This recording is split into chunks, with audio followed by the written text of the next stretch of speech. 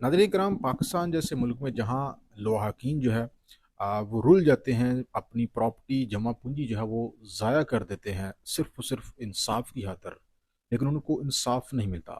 लेकिन पाकिस्तान के हमसाए में मौजूद एक मुल्क है जी, अफ़गानिस्तान, जहाँ पे एक ऐसी फैमिली को फौरी इंसाफ दिया गया है जिनके 13 अफराद को एक शख्स ने कत्ल कर दिया था। जी हाँ नाज़रीन कराम, 13 अफराद जिनमें खवातीन भी शामिल थे और बच्चे भी शामिल थे।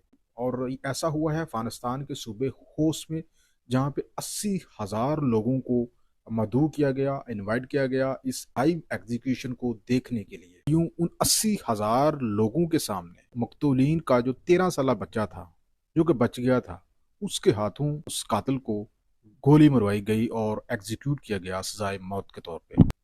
जी हाँ नाज़रीन इकराम, ये बहुत बड़ी खबर हमारे सामने आई है अफगानिस्तान से। अफगानिस्तान में 13 साला बच्चे के हाथों जो है उसके लवाहकीन का जो मर्डर था, जो कातिल था, उसको सरेआम 80,000 मजमे के सामने गोली मारकर कत्ल कर दिया गया। ये होता है इंसाफ।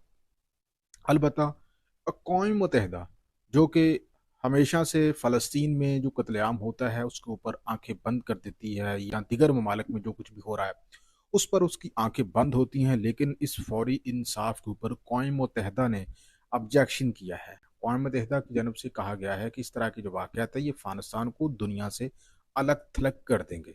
जहाँ अफ़गानिस्तान की इंतज़ामिया की जानब से किया जाने वाला ये फौरी इंसाफ कुछ हलकों की जानब से तनकीद की जद में है।